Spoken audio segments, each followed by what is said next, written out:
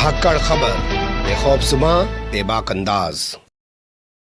धाकड़ खबर में आपका स्वागत है। मैं आपके साथ हूं अकरम रईस खान। वैश्विक हलचल, जी हाँ, वैश्विक हलचल का वो ताजा बुलेटिन लेकर एक बार फिर से आपके सामने हाजिर हो चुके हैं, जिसमें बात करते हैं देश दुनिया ही नहीं, गाजा, फिलिस्तीन, इजराइल, ईरान, लेबनान, सीरिया, रूस और यूक्रेन की खास तौर पर। लेकिन आज बात करेंगे हवाई जहाज को लेकर। जी हाँ, पूरी दुनिया में हवाई जहाज यानी कि एरोप्लेन को लेकर एक हड़कंप सा मच गया है और सूर्य की किरणें बताया जा रहा है कि उसके लिए खतरनाक साबित हो गई है। और चौंकाने वाली बात तो ये है कि इस रिपोर्ट को जो अमेरिका है, जो पूरी दुनिया का दरोगा बना घूमता है, उसने इसको दबाए रखा था। इस पर भी विस्तार से करेंगे बात। और इसके अलावा गाजा का भी हाल आपको बताएंगे, रूस और यूक्रेन जंग और ट्रंप के जो नए कारनामे हैं उनसे भी आपको कराएंगे अवगत। क्योंकि इन तमाम मुद्दों पर एक बार फिर से बात करने के लिए हमारे साथ जुड़ने जा रहे हैं कृष्णकांत जी यानी के जी, जो भारतीय वायुसेना के रिटायर्ड ऑफिसर हैं और जियो पॉलिटिक्स पर वाकई में अपनी पैनी ही नहीं गहरी नजर भी रखते हैं।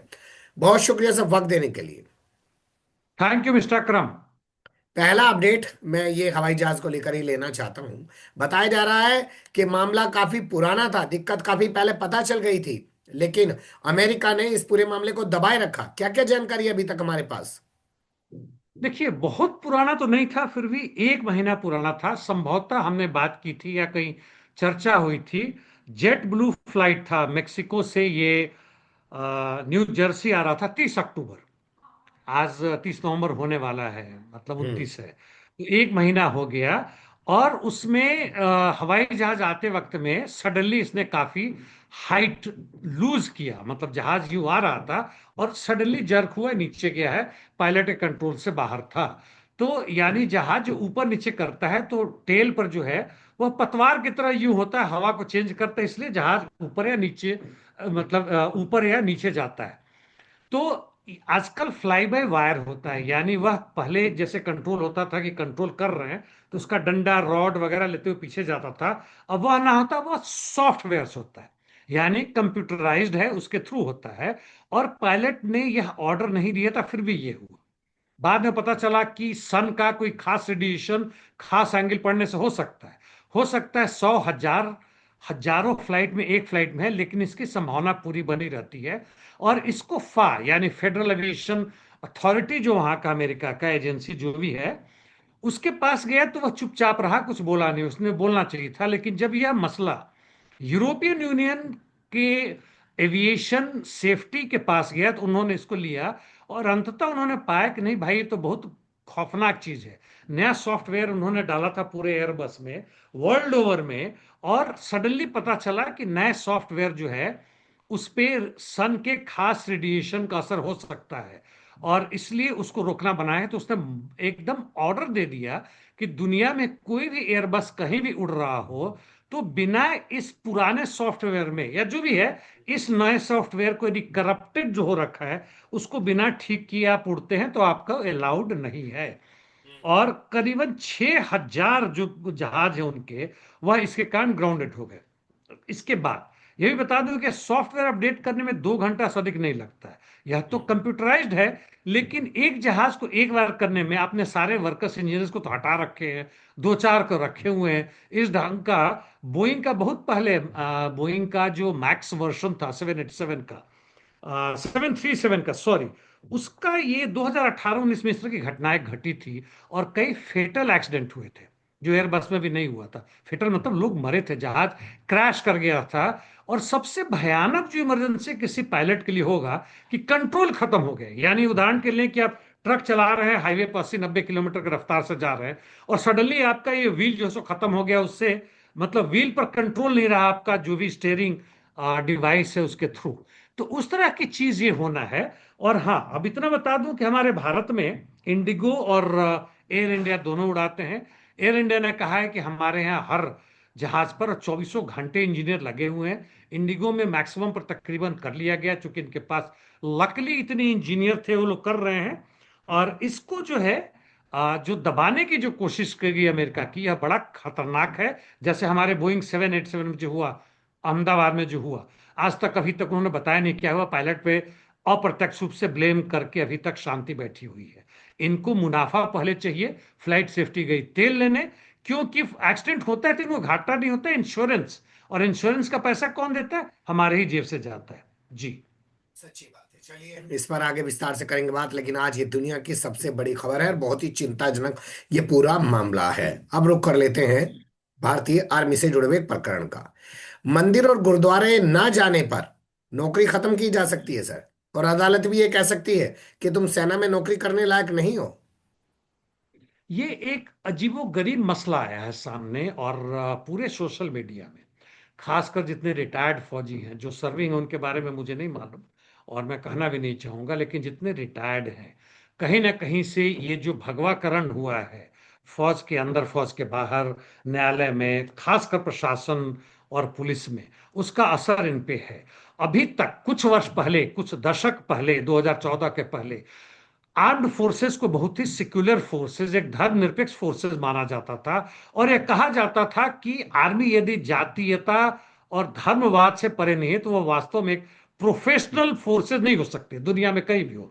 रेजिमेंटेशन जो था वो बिल्कुल डिफरेंट था। वह रिलीजन के आधार पर नहीं था। वह था कि बिहार रेजिमेंट है तो बिहारियों का है, पंजाब रेजिमेंट है, सिख है, वगैरह वगैरह, जितना भी था, मद्रास रेजिमेंट वगैरह, तो वह इससे अलग था।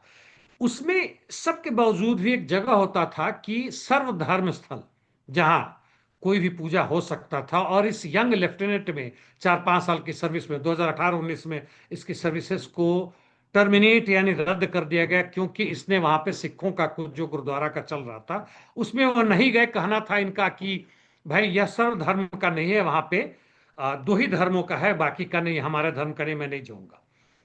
अब मेरे हिसाब से देखिए, दो पहलू इसका बनता है। एक तो व्यक्तिगत रूप से यदि कोई अफसर मना कर रहा है तो क्यों मना कर रहा है, क्या मना कर रहा है, समझना चाहिए कि आज की जो भारत की परिस्थिति है, जिस ढंग से अल्पसंख्यकों को हड़काया जा रहा है, उन्हें परेशान किया जा रहा है, क्या उसका असर इसके ऊपर है? यदि है तो बहुत खतरनाक है। हमारे बगल में ही यहाँ द्वारका में पोचनपुर गांव है, वहां पे कुछ क्रिश्चियन रहते थे, वहां पे जबरदस्ती उनको धमकाया गया, मालिकों को धमकाया गया, इतना उसका घर का किराया बढ़ाया गया कि इनको हटना पड़ा। यानी वातावरण इतना, माहौल घटिया हो चुका है, इतना घृणित हो गया है कि रहना मुश्किल हो गया है। और इस रूप में देखें तो यह बहुत ही मतलब गलत चीज फौज के अंदर में भी गया है। जहां तक सुप्रीम कोर्ट की बात है, अब कहना बड़ा मुश्किल है। हाँ नाम उत्तर नहीं। यदि मैं होता फौज का ही, यदि जनरल ना होता, उसका सीओ होता, तो उसको समझाता कि भाई इस तरह से नकारो मत, या सर्वधर्म स्थल में तुम्हारा ना होने के बावजूद भी जवानों के लिए हम किसी खास धर्म का चीज नहीं करते। हालांकि ऐसा लगता है कि कुछ ना कुछ उनके खिलाफ में टिप्पणी हुई होगी या जो भी हुआ होगा, इसलिए पूर्ण रूप से हम नहीं कह सकते। मैं इतना ही कहूंगा कि यदि आर्म्ड फोर्सेस को भी आपने अग्निपथ स्कीम लाके अग्निवीर बना के उसको कमजोर किया, दूसरे इस आधार पे आप कमजोर कर रहे हैं, और इसका रूप आप कुछ और दिखा रहे हैं। सुप्रीम कोर्ट का वर्डिक्ट जो भी रहा हो कि आप ऑफिसर है, अपने अंदर रहने वाले के अंदर कमांड, हालांकि एक कमांडिंग ऑफिसर नहीं थे, एक लेफ्टिनेंट थे, छोटे से ऑफिसर थे, और इनको निकाल के सुप्रीम कोर्ट ने, और जो भी यहाँ के पार्लियामेंट के थ्रू जो गया है या सेना ने जो किया है, कोई अच्छा एक एग्जाम्पल नहीं गया हमारे आर्म फोर्सेस के जवानों और अफसरों के लिए। उनको और विभाजित करने के लिए इस चीज को बढ़ाया गया है। जी। बिल्कुल आप सही कह रहे हैं कि कोई अच्छी नजीर, अच्छा उदाहरण नहीं बन पाया है। लेकिन शहीद मेजर मोहित शर्मा के परिवार को रणवीर सिंह की फिल्म से क्या दिक्कत है सर?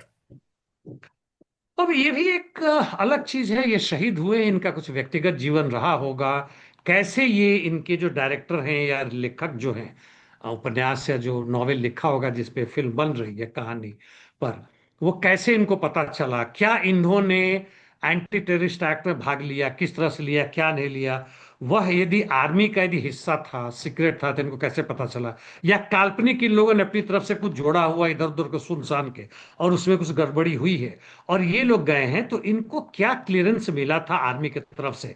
आर्मी का जो डीजी होता है या एडिशनल डायरेक्टर जनरल होता है पब्लिक सर्विसेज, उससे परमिशन लेना पड़ता है, क्या इन्होंने लिया है? ये सब अभी खुलेआम नहीं आया है, लेकिन हाई कोर्ट में गया है। और यदि सही में ये पीड़ित हैं तो इस फिल्म में कटौती या एडिटिंग करनी चाहिए, ताकि उन भागों को हटाया जा सके। क्योंकि फिल्म हमारे यहाँ पैसे कमाने के लिए बनाया जाता है, जैसे क्या कश्मीर चैप्टर बनाया, कुछ बनाया, ना कि वास्तविकता दिखाने के लिए होता है। जी। चलिए अब रुक कर लेते हैं भारत और पाकिस्तान से जुड़ी खास खबरों का। क्या वाकई में भिखारियों की वजह से यूएई यानी कि संयुक्त अरब अमीरात ने पाकिस्तानियों को वीजा देने पर रोक लगा दी है? दो बातें हैं कि एक तो केवल भिखारी नहीं है, इसमें ये ड्रग की तस्करी भी करते पाए गए, क्रिमिनल भी बने, भिखारी तो थे, कुछ भिखारी भी गए। और केवल पाकिस्तान में नहीं बल्कि सऊदी अरेबिया में भी ये चीजें की गई है। यानी ये पाकिस्तान सरकार को सोचना होगा, हमें बहुत जाने की जरूरत नहीं है कि वह किस तरह का कल्चर बना रहे हैं, किस तरह से लोगों को बेरोजगार कर रहे हैं, किस हद तक आ गए हैं कि अपने देश में तो सर्व सत्यानाश कर ही रहे हैं, बाहर में भी ये चीज दिखाना पड़ रहा है। और इनके वीजा का जो असर था पूरे अरब कंट्रीज में फ्री में मतलब मिल जाता था, वो हो रहा था। हालांकि ब्लैंकेट नहीं लगा, इनके जो भी डिप्लोमेट्स होंगे या जो भी ऑफिशियल टूर पर जाते होंगे उनके ऊपर नहीं होगा, लेकिन जो टूरिस्ट बन के जा रहे हैं या जॉब के लिए जा रहे हैं उन पर बहुत खोजबीन होगी, नहीं जाने देने दिया जाएगा। और ये पूरे पाकिस्तान के लिए एक शर्म की बात है। जी। चलिए अब अगली खबर, इमरान खान का क्या हो रहा है। उनकी बहन हाईकोर्ट पहुंच गई है, बेटा विदेश में बैठ के कह रहा है कि बताओ उनके पापा जिंदा भी हैं कि नहीं है। क्या लग रहा है आपको, क्या होने जा रहा है वहां। ये हमने जब पिछली बार बात की थी तो इसकी चर्चा की थी, और कुछ ना कुछ तो मतलब जो धुआं आ रहा है उसके पीछे कुछ आग है। यह केवल मतलब हवा में होने वाली बात नहीं है। नहीं तो उन्हें दिक्कत क्या है, जब वीडियो से उनको दिखा देने था कि भाई इनका हिबस कॉर्पस या जो भी बोलते हैं कोर्ट को दिखाओ कि ये जीवित है, उनके बच्चों को दिखाओ, उनके परिवार वाले को दिखाओ। यह तो बेसिक राइट्स है उनका। बल्कि जो केस चल रहा था उसको भी स्थगित किया हुआ एक तरह से इनडायरेक्टली। तो क्या मसला है कहना मुश्किल है, हम इंतजार करते हैं। जी। चलिए अब रुक कर लेते हैं गाजा और मिडिल ईस्ट से जुड़ी खबरों का। और आज की जो सबसे बड़ी खबर आई है वो आई है सीरिया से। यहाँ साउथ सीरिया के इलाके में इसराइल ने जाके हमला कर दिया, 13 लोगों को मार डाला। उधर से भी जवाबी कार्रवाई हुई तो 6 आईडीएफ के फौजी घायल हो गए, जिनमें से 3 की हालत नाजुक बनी हुई है। क्या इस पूरे प्रकरण के बाद जो है इसराइल और सीरिया में अब सीधी भिड़ंत होगी। सीधी भिड़ंत हो ना हो, लेकिन इसराइल जो ओवरडू कर रहा है अपने गुमान को दिखाने की, और पूरा मिलिटराइजेशन कर रहा है पूरे अपने सोसाइटी की, 50% तो कर ही चुका है। स्पेशली जो विदेशों से हाल फिलहाल में आके नए सेटलर्स हैं, वेस्ट बैंक में भी वो हत्या कर रहे हैं। 1,000 फिलिस्तीनियों की हत्या कर चुके हैं। यह मजाक नहीं, यह तो सिस्टमेटिक ढंग से इनको टर्मिनेट यानी खत्म किया जा रहा है फिलिस्तीन को। और दूसरी तरफ ये सीरिया में 15 किलोमीटर अंदर घुस के और इस तरह की कि हमारे खिलाफ वो बंदा कार्रवाई कर सकता है, मतलब एकदम बिल्कुल बपौती हो गया। सीरिया हो या लेबनान हो, लेबनान में भी इन्होंने हिजबुल्लाह के जो चीफ ऑफ स्टाफ थे, मतलब उनके कमांडर थे, उनकी भी हत्या कर दी। और ये जब घटनाएं घटी, इतने लोगों को मार दिया इन्होंने, 12-13 लोगों को मार दिया। उसके बाद से वहां के रेसिस्टेंस फोर्स के लोग आते हैं और लड़ाइयां दोनों के बीच में हुई है। इसके बाद से ये लोग इजरायली फोर्सेस भागे वहां से, जिसमें आपने जो कहा जो घायल हुए हैं उसमें 3 जो है सो, या कम से कम 2 कमांडर है। कमांडर मतलब कैप्टन या मेजर रैंक के होंगे, ऑफिसर है, तो वो घायल हुए हैं। इनको हेलीकॉप्टर से तुरंत इवैक्यूएट करना पड़ा। और एक हमवी यानी जो सेमी बख्तरबंद गाड़ी होता है जिसमें जाते हैं, उसको भी छोड़ के आए। देखिए इनकी मतलब धूर्तता या बदमाशी, उसको भी ये बाद में एयर अटैक कर उसको बर्बाद करते हैं कि इनके हाथ में ना जाए, जो भी होता है। लेकिन कुल मिला के यह दादागिरी पूरे अरब कंट्रीज को खासकर उंगल दिखा रहा है उन चमचों को कि तुम अपना मुंह मत खोलना। चाहे सीरिया के क्या अल शरा हो, या आपके सऊदी अरेबिया, इजिप्ट, जोर्डन के राजा हो अब्दुल्ला, बिल्कुल बिना रीढ़ के हड्डी वाले। मेरे को सही में उससे बंदे से बहुत खुंदक आता है।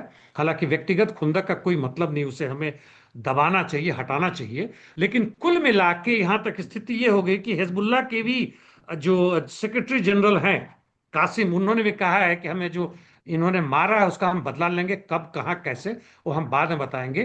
तो स्थिति फिर भड़क रहा है और वो शांत होने वाला नहीं है, चाहे ट्रंप कितना भी जोर लगा दे अपनी तरफ से। जी। इन खबरों में कितनी सच्चाई है कि साउथ सीरिया के इलाके में या सीरिया के किसी इलाके में हुतीज पहुंच चुके हैं। ये खबर पूरा कंफर्म हो ना हो, हालांकि हुतीस के बहुत लड़ाके इसमें भी गाजा में भी आए हुए थे और हजारों में आए हुए थे, और यहाँ भी पहुंच रहे हैं। तो चीजें तो हो रही हैं, मतलब ट्रांस बॉर्डर जो एक आग लगी पड़ी है, गुस्सा जो है जियोनिस्ट रिजीम के खिलाफ और अमेरिकी रिजीम के खिलाफ, और शांत होने वाला नहीं है। मैं तो यदि मुझसे पूछा जाए तो इन लोग को यही सलाह दूंगा कि इसका रूप टेररिस्ट वाला मत रखो। इसको जो है सो व्यापक संघर्ष के हिसाब से, आर्म रेसिस्टेंस ठीक है फाइन, बट इसको व्यापक के रूप में लो, ना कि कुछ लोगों की हत्या इधर कर दी उधर कर दी, इससे कुछ मिलने वाला नहीं है। जी। वीजा की लगातार बढ़ती हुई पाबंदियों के विरोध में ईरान ने फैसला लिया कि वो फीफा 2026 में भाग ही नहीं लेगा। ठीक किया। मतलब जो ईरान का फुटबॉल फेडरेशन है, टीम है, उसके जो चीफ जो है, प्रेसिडेंट है, उसके उसके जो मेन कोच है, उसको तुम वीजा नहीं दोगे। क्योंकि ट्रम्प एडमिनिस्ट्रेशन ने पहले कभी कहा है कि भाई ये लोग जो हैं, मतलब एक साल पहले ही से जो है कि ये लोग टेररिस्ट हैं और वहां पे मिडिल ईस्ट में कहीं ना कहीं से इसराइल के खिलाफ लड़ रहे हैं। तो इस आधार पे यदि तुम कर रहे हो तो अच्छी बात है कि केवल वही नहीं बल्कि अरब कंट्रीज के दूसरे देश के खिलाड़ियों को भी बाइकॉट करना चाहिए अमेरिका का हर तरह से विरोध करो। चाहे वो खेल जगत हो, व्यापार हो, उसके सामान हो, पेप्सी कोला हो, जो भी हो, यू मस्ट बाइकॉट इट। और जो उनका एक पूरे वर्ल्ड ओवर में जो एक मुहिम चल रहा है, उसको फिर से तेज करो, उसकी जरूरत है, यानी बीडीएस। जी। गाजा के खिलाफ इसराइल का साथ देने पर फिर से एक बार इटली में बड़ा धरना प्रदर्शन, रेलवे, एयरलाइन सब बंद। यह केवल इसराइल का ही साथ देने का नहीं, यूक्रेन भी इसमें है। यूक्रेन का साथ देने का मतलब ये है कि जो ये वहाँ का मिलिट्री बजट जो है 22 बिलियन, 22 बिलियन यूरो, यानी आप डॉलर में करेंगे तो उससे भी ज्यादा हो जाएगा, 25 के आसपास पहुंच जाएगा, इतने का। और जितने भी सोशल एड्स, आखिर पैसे कहाँ से आएंगे? ये जो है वहाँ की प्राइम मिनिस्टर जॉर्जिया मिलोनी, ये तो अपने जेब से देने से रही, ना ही जो बाकी मिनिस्टर है वो देने से रहे, ना ही वहाँ के बड़े बड़े जो मिलिट्री या आर्म इंडस्ट्रीज है वो देने से रहे। तो जितने सोशल सर्विसेज है वो खत्म किया जा रहा है, इनके एजुकेशन में, ट्रांसपोर्टेशन में। और इसलिए हड़ताल जो है, उनके तकरीबन हर सिटी में, 75 से अधिक सिटीज में ये हड़ताल हुआ है। और बड़े मास स्केल पर कल हुआ है, शायद आज भी हो रहा हो, और अगला भी है जो फर्स्ट वीक ऑफ दिसंबर में होगा। तो यह हड़ताल जो है, इसको इस रूप में लेना चाहिए कि सत्ता को हम उससे मतलब फ्री करें जो इस तरह की चमचागिरी कर रहे हैं, नाटो यूरोपियन यूनियन के साथ, जियोनिस्ट रिजीम के साथ जा रहे हैं, अमेरिकी साम्राज्यवाद के साथ जा रहे हैं। उस तरफ बढ़े तो कुछ बात बनती है, नहीं तो ये सब बहुत ही धूर्त मक्कार है। ये अपने मुनाफे के लिए और अपनी पदवी के लिए छोड़ने वाले नहीं है। जी। बिल्कुल आपसे कह रहे हैं। अब रुक कर लेते हैं रूस और यूक्रेन जंग का। और यहाँ सबसे बड़ा अपडेट ये है कि मास्को क्यों पहुंच गए हैं अरबान। हाँ, ये हंगरी के प्राइम मिनिस्टर की बात कर रहे हैं ना, विक्टर ओरबान। तो ये अचानक, मतलब ये पहले से कोई लंबा प्लान नहीं लग रहा था, ये अचानक इनका प्लान बना है। और ये मास्को पहुंचे हैं और वहां पे दो बातें हुई हैं। बड़ा महत्वपूर्ण बात है, छोटी सी सही लेकिन महत्वपूर्ण बात है। पहला, पुतिन कहते हैं कि जो ओरबान अपनी तरफ से ला रहे हैं बाई लास, जो पीस प्रपोजल है, बाई लास, उनसे कहीं ना कहीं वह प्रैक्टिकल नजर आता है, यानी उसके लिए तैयार हो रहे हैं। तो संभवतः जो अमेरिकी यानी ट्रम्प का प्रपोजल है 22-26 सूत्रीय जो प्रोग्राम है, उसका कहीं ना कहीं से उसका ये प्रतिबिंब है। पूरा डिटेल अभी नहीं आया है, लेकिन पहला ये है कि ओरबान पूरे यूरोपियन यूनियन में, इनके पीछे पीछे और भी लोग आएंगे, स्लोवाकिया या दूसरे जो देश है वो सब के भी लोग आएंगे, कि भाई ये शांति वार्ता और शांति होना जरूरी है। और खासकर जो मिलिट्री बजट बढ़ रहा है, पूरी यूरोपियन यूनियन की जनता के लिए बहुत बड़ी समस्या हो रही है। एक चीज तो वो। दूसरे यह भी कहा, ओरबान ने कहा कि पुतिन तैयार है कि अगला मीटिंग इनके देश में होगा। तो यह बहुत महत्वपूर्ण ना होने के बावजूद भी यह है कि यूरोपियन यूनियन नहीं चाहता है। और यूक्रेन के जो भी पीस करने के लिए आते हैं उनके तरफ से, मास्को नहीं आना चाहते हैं। तो टर्की होगा, बेलारस का तो उन्होंने ना कर ही दिया है। और टर्की नहीं होता तो एक और जगह बनता है हंगरी, और वहां जाने के लिए तैयार है। तो इस हिसाब से महत्वपूर्ण है। और अंततः हंगरी चाहता है कि वहां से तेल आता रहे, ताकि सस्ता मिलता रहे, ताकि इनके जनता इस आने वाले विंटर में पूरी की तरह इनको पेट्रोल, केरोसिन तेल जो भी है मिल सके, ताकि वो गर्मी में, मतलब ठंडे में थोड़ा सा गर्म रह सके। जी। एक तरफ यूरोपीय यूनियन के नेता मॉस्को जाकर पुतिन से मुलाकात कर रहे हैं और जंग को लेकर बात कर रहे हैं, वहीं यूक्रेन में जो जेलेंस्की का सीडीएस है वो भ्रष्टाचारी निकला, उसके घर से करोड़ों रुपए बरामद हो रहे हैं। करोड़ों नहीं, अरबों में बरामद हो रहे हैं, मिल रहा है। और वही उनके तरफ से पीस करने का मुख्य बंदा था जो आता बात करता है, अब वो रिजिग्नेशन दे चुका है। मेरे हिसाब से तो जेलेंस्की भी बहुत बड़ा भ्रष्ट है, ये सब तो उसके छोटे मोटे चमचे हैं। जी। साउथ अफ्रीका में जुमा की बेटी संसद से क्यों इस्तीफा दे रही है। पूरे मैं डिटेल में नहीं देख पाया। वो कहीं ना कहीं से है कि साउथ अफ्रीका से संभवतः रशिया में सैनिक वगैरह देने कुछ मसला है, लेकिन मैं पूरी टिप्पणी इसलिए नहीं कर सकता कि मैंने देखा नहीं है। आपको पता हो तो कुछ आप बताइए जी। ये मेरे पास उसकी जानकारी नहीं है, फिर देख लेंगे। अगली खबर का रुख कर लेते हैं जो ट्रम्प मान से जुड़ी हुई है।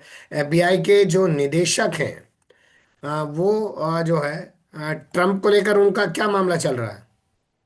हाँ, पूर्व निदेशक जो हैं, जो इनके ट्रम्प के आने के पहले बाइडेन काल में थे, उनके खिलाफ इन्होंने केस लगाया था कि जानबूझ के झूठा इनके ऊपर इल्जाम लगाया वगैरह वगैरह था। लेकिन वहां के फेडरल कोर्ट ने कहा कि सब बकवास है, पॉलिटिकली मोटिवेटेड है, और इसको खारिज कर दिया। और उसी के तुरंत बाद ये कहते हैं कि ट्रम्प हम मुझे छोड़ेगा नहीं, ट्रम्प हमारे पीछे फिर आएंगे। और उसके बाद सही में ट्रम्प दोबारा हाई कोर्ट में, यहाँ के सुप्रीम कोर्ट में जा रहे हैं कि यह गलत खारिज किया गया है, इन्होंने ऐसा किया है, ये क्रिमिनल है, इनको फिर फंसाया जाए। यानी ट्रम्प जो है ये तानाशाह बदला बहुत लेते हैं। भारत में भी इसके सैकड़ों उदाहरण है जी। लेकिन अगर सवाल पूछिए तो फिर पत्रकार पे ही भड़कने लग जाते हैं, और वॉशिंगटन डीसी को लेकर सवाल पूछिए तो और ज्यादा चिढ़ने लग जाते हैं। उस बेचारे ने इतना ही पूछा था कि जो घटना घटी उसमें बाइडेन एडमिनिस्ट्रेशन का क्या रोल है, आप उसको क्यों दोषी दे रहे हैं। और सवाल सही है, मैं भी सोचूंगा कि भाई इस तरह का बंदा जो अफगानिस्तान से आया हुआ है, कहीं से कहीं पगला जाता है, फायरिंग करता है, एक एक आपके नेशनल गार्ड को मार भी देता है, इसमें बाइडेन का क्या डायरेक्ट लेना देना है। तो पूरा मतलब रिपब्लिकन और डेमोक्रेट्स पार्टी का जो है, वहां गन कल्चर है, आसानी से मिल जाता है, और वो बंदा कर रहा है। इस पर वह गुस्सा जाते हैं, कहते हैं कि यू आर स्टूपिड, मतलब तुम बेवकूफ हो, इस तरह से खुलेआम कहते हैं, स्टूपिड पर्सन कहते हैं, और भड़क जाते हैं। तो अब चूंकि वहां के राजा बने हुए हैं, गॉड के बाद इन्हीं का हाथ है, पोप भी इनके आगे कुछ नहीं बनते हैं, बाकी सब है, हर जगह के लोग बनते ही बनते हैं। सब लोग पता नहीं अपने अंदर में भगवान की आत्मा को क्यों लाना शुरू कर देते हैं। मतलब जनता क्या इतनी मूर्ख बनी है? कुछ न कुछ तो जनता जरूर मूर्ख बनती है। लेकिन ट्रम्प की यह जो तानाशाही है और उनका ईगो है, मतलब पागलपन के हद तक ईगो सेंट्रिक है, ईगो मैनियाक है, वह नजर आता है जी। ये आपने बिल्कुल सही कहा कि जिस तरीके से ट्रम्प भड़कते हैं, उसे दिखता है कि उनके अंदर है क्या, जो छलक कर बाहर आ जाता है और रुक भी नहीं पाता, और वो शायद उसको कंट्रोल भी नहीं कर सकते हैं। लेकिन फिर भी क्या करें, अब यही लोग शासक हैं और ये नए तानाशाह हैं, इस तरीके से चीजों को कुचलने में लगे हुए हैं। कब तक, आखिर आखिर कब तक ये चल पाएंगे, आने वाला वक्त बताएगा। अभी के लिए इतना ही, आपने वक्त दिया, फिर आपके साथ किसी और मुद्दे पे जोड़ने की कोशिश करेंगे। धन्यवाद sir. Thank you mister Akram.